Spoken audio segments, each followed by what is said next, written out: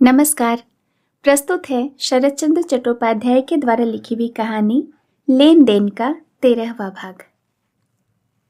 क्षण भर के लिए षोडशी के मन में आया कि यह काम उसके लिए जरा भी कठिन नहीं है। कल सवेरे ही वह एक कौड़ी और जनार्दन राय को लिखकर भैरवी का सारा स्वत्व वापस कर सकती है। कहीं आकर्षण नहीं, उसे कुछ भी कष्ट न होगा। षोडशी उठकर खड़ी हो गई। पास के ताक पर स्याही, कलम और कागज रखे रहते थे। उन्हें उतारकर उस समय चिट्ठी लिख डालने को तैयार हो गई। जल्दी जल्दी 2-4 पंक्तियां लिखकर वह अकस्मात रुक गई। सरदार सागर की याद आई। संसार भर के दस्युपन के बीच केवल इन्हीं 2 दस्युओं ने उसे आज तक नहीं छोड़ा है।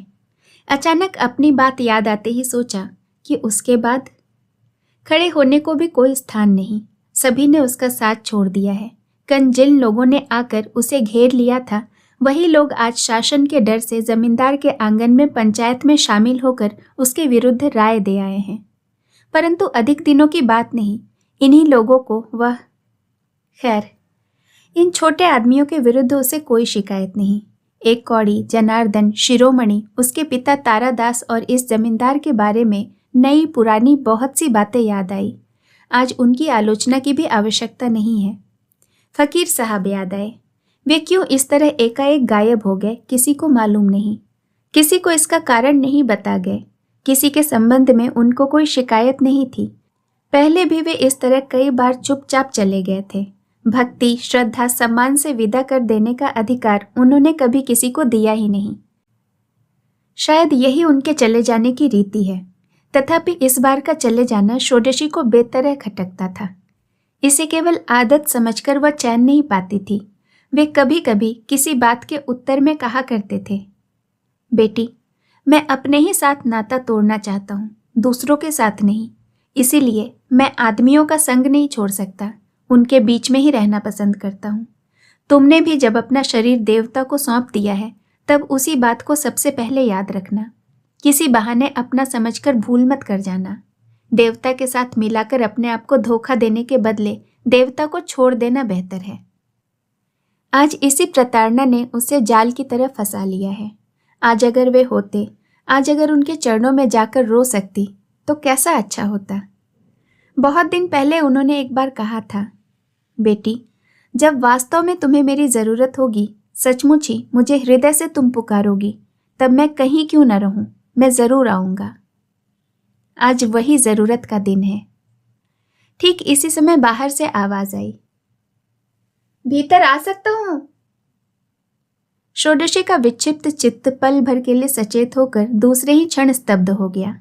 इतना बड़ा अलौकिक विस्मय सहसा उससे सहा नहीं गया। क्या मैं आ सकता हूं? आइए, कहकर षोडशी खड़ी हो गई। अंदर अतिथि के चरणों में आंखें मूंदे हुए ही साष्टांग दंडवत कर जो ही वह कंपित चरणों से खड़ी हुई, त्यों ही प्रदीप के उजाले में उसने देखा कि फकीर साहब नहीं, जीवानंद चौधरी हैं। आंखों की पलकें गिरी नहीं, मानो वे पत्थर हो गई हैं। घर का दीपक बुझना चाहता था, परंतु पल भर में जो इस तरह पत्थर सी हो गई, उसे पहचानने लायक उजाला था। इस अपूर्व भक्ति के उच्छ्वास का लक्ष्य जमींदार नहीं है, कोई दूसरा ही है। इसका अनुभव करने से जीवानंद का भय हट गया। उसने गंभीर होकर कहा, ऐसी पति भक्ति कलयुग में दुर्लभ है। मेरा पाद्य अर्ध आसन आदि कहाँ है? षोडशी उसी तरह स्तब्ध खड़ी रही। उसने इस भाग्यहीन जीवन में बहुतों को देखा है। उसने जनार्दन को देखा है, एक कौड़ी नंदी को देखा है, अपने पिता को अच्छी तरह देखा है। परंतु मनुष्य इतना बड़ा पाखंडी हो सकता है, इस बात को जानकर अपने को संभालने में उसे विलंब हुआ। जीवानंद ने इधर उधर देखकर बांस की खूंटी पर से कंबल का आसन उतार लिया और उसे बिछाते हुए खुले दरवाजे की ओर देखकर कहा, दरवाजा बंद करके ही क्यों न बैठूं? सुना है तुम्हारे सागर चंद मुझे पसंद नहीं करते। आस पास कहीं होंगे जरूर। आ पड़े तो कहीं कुछ और न सोच बैठे। छोटे आदमी ही तो हैं। वो जरा हंसा। षोडशी का शरीर कांपने लगा। उसने सोचा कि यह अकेला नहीं आया होगा, इसके आदमी अवश्य ही पास ही छिपे हुए होंगे और शायद ऐसे मौके की ही वह प्रतीक्षा कर रहा था। आज कुछ उत्पात कर सकता है, हत्या करना भी असंभव नहीं है। वह इस घबराहट को छिपा नहीं सकी। डरी हुई आवाज से बोली, आप यहां क्यों आए हैं? जीवानंद ने कहा, तुम्हें देखने। मालूम होता है कि डर गई हो। डरना ही चाहिए, लेकिन चिल्लाना मत। साथ में पिस्तौल है। तुम्हारा डाकुओं का दल मारा जाएगा, मेरा कुछ न कर सकेगा। अब उसने पॉकेट से रिवॉल्वर निकालकर फिर उसी में रखते हुए कहा, तो दरवाजा बंद करके जरा निश्चिंत होकर ही बैठूं। वो तिरछी नजर से षोडशी को देखकर जरा हंसा, फिर आगे बढ़कर उसने दरवाजा बंद कर लिया। जिसका घर है उसकी अनुमति की प्रतीक्षा तक नहीं की। षोडशी के चेहरे का रंग उड़ गया। कुछ कहने की चेष्टा से ही उसका गला रुंध गया। इसके बाद जब गले से स्वर निकला तब वह डर से कांपने लगी और कहा, सागर नहीं है। जीवानंद ने कहा, नहीं है तो वो गया कहाँ? षोडशी बोली, आप लोग जानते हैं इसीलिए तो। जीवानंद ने कहा, जानते हैं? हम लोग कौन कौन है? मैं तो कुछ भी नहीं जानता था। षोडशी बोली, निराशा समझकर ही तो आज आप अपने आदमियों के साथ मुझे मारने आए हैं, परंतु मैंने आपका क्या बिगाड़ा है? जीवानंद ने कहा, अरे आदमियों को साथ लेकर मारने आया हूं और तुम्हें? ऐसा नहीं है, मेरा तो जी घबराता था, इसलिए तुम्हें देखने चला आया हूं। षोडशी फिर कुछ नहीं बोली। उसकी आंखों में आंसू भर आए थे। वह नीच उपहास से सूख गए थे। शुष्क नेत्रों से धरती की ओर देखती हुई वो चुपचाप बैठी रही और समीप ही एक दूसरा आदमी उसी के अवनत मुख की ओर अपनी लुब्ध और त्रिषित दृष्टि रखकर उसी तरह चुपचाप बैठा रहा। अलका, कहिए, तुम्हारे यहां शायद तंबाकू पीने का कुछ इंतजाम नहीं है? षोडशी जरा मुंह उठाकर फिर नीचे की ओर मुंह किए बैठी रही। जवाब न पाकर जीवानंद ने जोर से सांस छोड़कर बोला, ब्रजेश्वर भाग्यवान था। देवी रानी उसे पकड़कर लाई थी, परंतु अंबारी तंबाकू पिलाया था और भोजन करा के दक्षिणा भी दी थी। विदा की बात नहीं उठाऊंगा, क्योंकि बंकिम बाबू की देवी चौधरानी पढ़ी है ना। षोडशी ने मन में ठान लिया था कि यह पाखंडी आज उसका कितना ही अपमान क्यों न करे, वह कुछ उत्तर न देकर सब कुछ सह लेगी। परंतु जीवानंद के कंठ स्वर के अंतिम अंश ने उसके उक्त संकल्प को तोड़ दिया।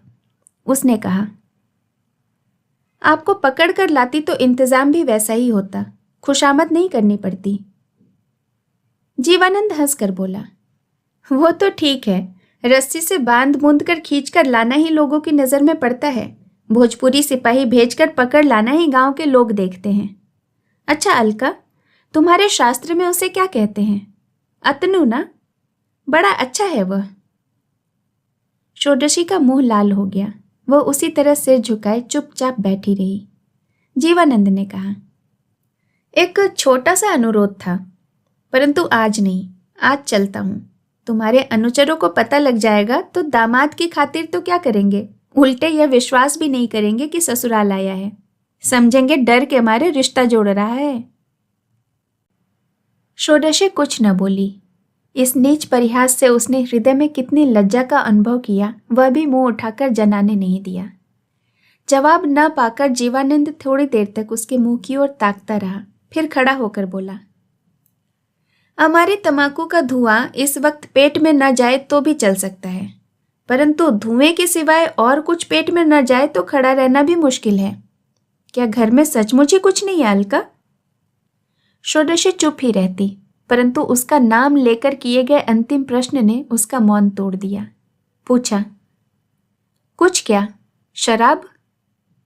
जीवानंद ने हंसकर सिर हिलाया और कहा, अब की बार तुमसे भी भूल हुई है। उसके लिए दूसरे आदमी हैं, तुम नहीं। तुमने मुझे काफी मौका दिया है कि मैं तुमको पहचान लूं। तुम्हें दूसरा कलंक क्यों न लगाऊं, किंतु अस्पष्टता के लिए बदनाम नहीं कर सकता। इसलिए अगर तुमसे कुछ ही मांगना पड़े तो कोई ऐसी चीज मांगो जो मनुष्य को जीवित रखती है, मृत्यु की तरफ ढकेल नहीं देती। दाल भात रोटी मिठाई चूड़ा लावा जो कुछ भी हो दे दो, खाकर भूख तो मिटाऊं, या कुछ भी नहीं है। षोडशी स्थिर होकर देखने लगी। जीवानंद कहने लगे, आज सवेरे से ही मन अच्छा नहीं था। शरीर की बात तो उठाना ही फिजूल है, क्योंकि मैं जानता ही नहीं कि निरोग किसे कहते हैं। सवेरे एकाएक मैं नदी के किनारे निकल पड़ा। कुछ पता नहीं किनारे किनारे कहाँ तक चला गया। लौटने की इच्छा ही नहीं हुई। सूर्यदेव अस्ताचल को सिधार गए। मैदान के बीच में अकेले खड़े होने पर कुछ भी अच्छा नहीं लगा। खाली तुम्हारी ही याद आने लगी। इसी कारण शायद लौटते समय घर नहीं गया। भूखा प्यासा ही आ खड़ा हुआ उस थूहड़ के पेड़ के नीचे। देखा कि दरवाज़ा खुला हुआ है, दिया जल रहा है। बिना पिस्तौल के तो मैं एक पग भी नहीं चलता। वो पॉकेट में ही था। तो भी न जाने क्यों जरा डर मालूम होने लगा। जानता हूं कि तुम्हारे अनुचर लोग कहीं ओट में छिपे हुए जरूर होंगे।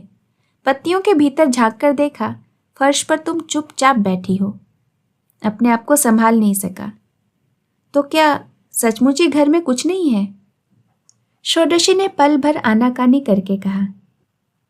परंतु घर जाकर तो आप आराम से खा पी सकते हैं। जीवानंद ने कहा, यानी मेरे घर की खबर मेरी अपेक्षा तुम ज्यादा जानती हो।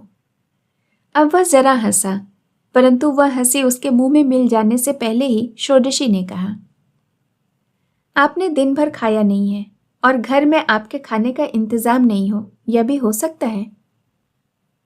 एक व्यक्ति के कंठ स्वर में उत्तेजना का आभास छिपा नहीं रहा, परंतु दूसरे व्यक्ति ने निहायत भले मानस की तरह कहा, हो क्यों नहीं सकता? मैंने खाया नहीं है, इसीलिए कोई भूखी बैठी हुई थाली परोसकर राह ताकती रहेगी, इसकी व्यवस्था तो मैंने पहले से नहीं कर रखी थी। आज एकाएक रूठ जाने से कैसे चलेगा अलका? अब उसने जरा मुस्कुरा कर कहा, आज चलता हूं, परंतु वास्तव में रह न सकने से अगर किसी रोज चला आऊं तो नाराज न होना। इस आदमी की विशृंखल जीवन यात्रा का जो चित्र उस दिन षोडशी अपनी आंखों से देख आई थी, वो उसके सामने खिंच गया। उसे मालूम हुआ कि वह दुराचारी मदोन्मत्त निर्दयी मनुष्य यह नहीं है जो जमींदार झूठ मूठ बदनाम करके उसका सर्वनाश करने को तैयार है। वह कोई दूसरा है। वो कोई और है जिसने उस दिन उसे मंदिर से निकाल देने का हुक्म दिया था। तो भी जरा आनाकानी की, परंतु दूसरे ही क्षण उसने कहा, थोड़ा सा देवी का प्रसाद है, परंतु क्या आप उसे खा सकेंगे? खा नहीं सकूंगा, इसी से कहती हो। अब वह लौटकर फिर आसन पर बैठ गया और बोला, प्रसाद न खा सकूंगा, जल्दी से लाओ, जरा दिखा तो दूं कि देवताओं के प्रति मेरी कैसी श्रद्धा है। षोडशी ने उसके सामने के स्थान को हाथ से पोंछ लिया और फिर रसोई घर में जितना देवी का प्रसाद रखा था वह सब लाकर पत्तल पर परोस दिया और कहा, अगर आप खा सकें तो खाइए। जीवानंद ने गर्दन हिलाकर कहा, खाने को तो बैठा ही हूं, लेकिन यह तो तुम्हारे लिए है। षोडशी ने कहा, यानी आप यह पूछते हैं कि आपके लिए अलग से लाकर रखा था या नहीं? जीवानंद ने हंसकर कहा, नहीं नहीं, मैं वह नहीं पूछता हूं, मैं पूछता हूं कि और है या नहीं। षोडशी ने कहा, नहीं। तब तो यह दूसरे के मुंह का कौर छीनकर खाना होगा अलका। षोडशी बोली, क्या दूसरे के मुंह का कौर छीनकर खाना आपको हजम नहीं होता? इसका उत्तर जीवानंद हंसकर नहीं दे सका। कहा, मालूम नहीं, निश्चय के साथ कुछ नहीं कह सकता। खैर जाने दो, परंतु तुम क्या खाओगी? एक काम करो, इसमें से आधा उठा लो। षोडशी बोली, ऐसा करने से न तो मेरा ही काम होगा और न ही आपका पेट भरेगा। जीवानंद ने जिद करके कहा, न भरे तो न सही, परंतु तुम्हें तो रात भर उपवास नहीं रखना पड़ेगा। आज खाने की षोडशी को याद ही नहीं थी। जीवानंद न आता तो प्रसाद रखा ही रह जाता। वो शायद छूती भी नहीं, परंतु उस बात का जिक्र न करके बोली, भैरवियों को उपवास का अभ्यास करना ही पड़ता है। इसके सिवाय मेरे एक रात के कष्ट की चिंता करके आपको व्याकुल होने की कोई आवश्यकता नहीं। अब विलंब न करके भोजन कीजिए। देवता के प्रसाद के प्रति अपनी भक्ति का प्रमाण तो दीजिए। सो तो देता हूं, परंतु तुम्हें वंचित कर रहा हूं यह जानकर अब वह उत्साह नहीं रहा। अच्छा, थोड़े से ही उत्साह से शुरू कर दीजिए। यह कहकर षोडशी जरा हंसी, फिर बोली, मुझे वंचित करने से अब नया अपराध आपको नहीं होगा, परंतु जिस बात की आपने चर्चा चलाई है उससे मुझे लज्जा महसूस हो रही है। अब उसे रहने दीजिए। जीवानंद ने अब बिना कुछ कहे सुने खाना शुरू कर दिया। 2 मिनट के बाद एकाएक मुंह ऊपर करके उसकी ओर देखते हुए कहा, 15 वर्ष हुए ना, आज मैं बड़ा आदमी बन सकता था। षोडशी चुपचाप देखने लगी। प्रायः 15 वर्ष पहले का इशारा तो उसने समझ लिया, परंतु अंतिम शब्दों का मतलब उसको मालूम नहीं हुआ। जीवानंद कहने लगा, सब छोड़कर सिर्फ शराब की बात ही कर लूं। मरने जा रहा हूं, यह तो अपनी आंखों से देख ही आई हो, परंतु ऐसा मजबूत कोई भी आदमी नहीं जो मेरी यह लत छुड़ा दे। शायद अभी भी समय है, अभी भी बच सकता हूं। लोगे मेरा भार हल्का? षोडशी ने आंखें बंद कर ली। वो भीतर ही भीतर कांपने लगी। वहां हेम, उसके पति, उसका लड़का, उसके नौकर चाकर, उसकी गृहस्थी के असंख्य चित्र जादू की तरह खींच गए। जीवानंद ने कहा, मेरा भार तुम संभालो अलका। आत्मसमर्पण के इस अनोखे स्वर ने उसे चकित कर दिया। इस जीवन में इस तरह से उसे किसी ने नहीं बुलाया था। उसके लिए यह बिल्कुल नई चीज थी, परंतु भैरवी जीवन के संयम की कठोरता ने उसे आत्मविस्मृत नहीं होने दिया। उसने पल भर ठहर कर कहा, अर्थात मेरे जिस कलंक का फैसला आपने किया है उसी पर आप मुझसे मोहर लगवाना चाहते हैं। मेरी मां को धोखा दिया था, पर मुझे धोखा न दे सकोगे। उसकी तो मैंने चेष्टा नहीं की। बिना जाने तुम्हारे साथ बुरा सलूक जरूर हो गया। तुम्हारे मामले का फैसला किया है, परंतु उस पर विश्वास नहीं किया। बार बार मन में हुआ कि ऐसी कठोर नारी को जिसने अभिभूत होकर रखा है वह कौन है। षोडशी ने अचरज करके कहा, उन लोगों ने उसका नाम नहीं बतलाया आपको?